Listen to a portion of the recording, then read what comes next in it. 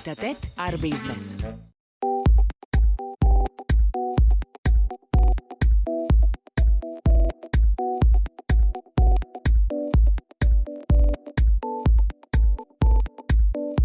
Sākumā pilnīgi noteikti nebija tādas ļoti kaut kādas skaidras vīzijas, bija sapratni, ka pasaule mainās un ka viņi kļūst mobīli un ka tur kaut kas būs. Un pirmie gadi vispār mobiliem bija ļoti, ļoti smagi. Tie sākums, viņš bija ļoti lēns, jo pieredumi jau tā nemainās ātri. Vai tas ir, piemēram, elektroniski dokumenti parakstīšana, tāpat ierastāk ir ar roku bieži vien parakstīt. Patiesībā mēs esam ļoti pragmatiski noskaņots uzņēmums. Mēs esam vienmēr izdomājuši un tad darījuši. Pēdējo 3 gadu laikā mums ir izdevies mazināt, teiksim, stāvvietu dominants mūsu uzņēmumam krietni. Uzņēmumam ir pietiekami jau vēsturi, mums ir reāla naudas plūsma, mēs esam pašpietiekams uzņēmums ar peļņu, tad mēs sapratām, ka, lai mēs iziet ārpus savas komforta zonas, iziet ārpus savas ierastās teritorijas, ar to ir pa maz. Faktiski tad mēs nonācām līdz tam, ka ir vajadzīgs šis ārējais papildus finansējums.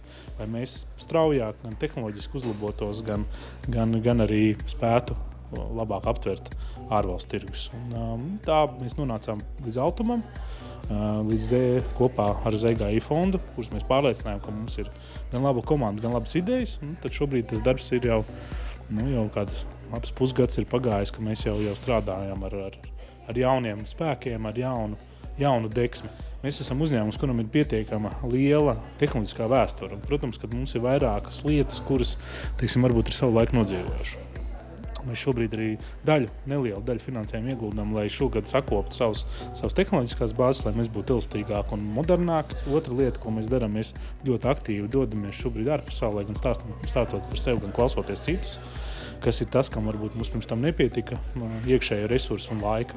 Ir jābrauc ārā, kā teica Krišjāns Valdemārs, esmu to arī teicis citā intervijā, kad brauciet Latviju jūriņā, ir jādodās, jāskatās, jāmeklē savas iespējas, jādibina kontakti, jo neviens jau tev tur tā negaida, tas nenotiksies. Ja tev būs produkts, tas nenotiksies vienā dienā, ka tev viss sāks pirkt.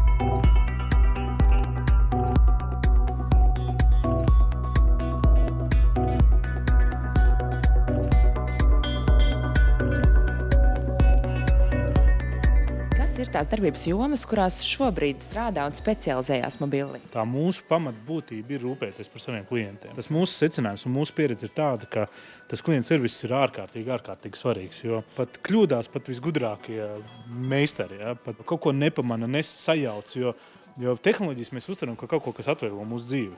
Un attiecīgi mēs pret viņām īstenībā bieži vien attiecamies ļoti strauji un varbūt pat brīžiem nevīžīgi. Par jūsu darba specifiku mazliet šeit arī apskatoties jūsu ofisu uzreiz iekrīt acīs šis te ekrāns. Šis rāda, tur iedegās, ja kaut kas nav kārtībā, tie iedegās sarkans, šobrīd viss ir zaļš, tas viss ir tā, tad viss ir labi.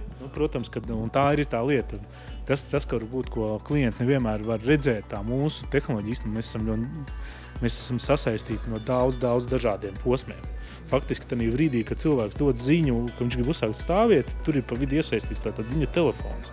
Tālāk ir tuvākā bāzes stacija operatora. Tālāk tad ir jau tur vēl sarežģīts ceļš, līdz tas aiziet līdz operatora centram. No operatora tas aiziet uz kādu starp operatoru un tad uz citu tīklu. Un tur ir īstenībā ļoti daudz posmu, kur kaut kas var nobrukt. Tas mūsu mērķis ir pamanīt problēmas pirmajiem un attiecīgi uz viņām reaģēt.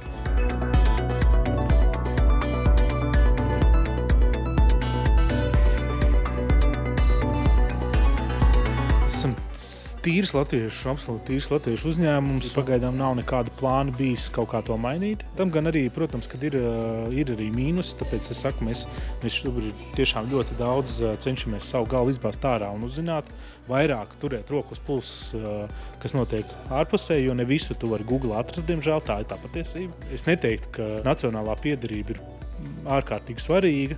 Mēs, protams, ar to lepojamies, bet īstenībā tas skats no malas reizēm ir ļoti noderīgs. Mēs turpināsim ļoti strādāt daudz un labi un kvalitīvi Latvijā. Gan tās ir vilciena, autobusu biļetes, vēl arī citi pakalpojumi būs, kur mēs redzam, kur mēs varam kaut ko labi izdarīt. Tas ir viens, un otrs ir, mēs strādājam šobrīd uz eksporta tirgiem. Tas mērķis būtu, nezīmēšu konkrētu termiņu, bet padarīt, es domāju, ka lielāku apgrozījumu daļu iegūt ārpus Latvijas nekā Latvijā. Tas būtu tas, kā vecos laikos teica, 5 gadus plāns.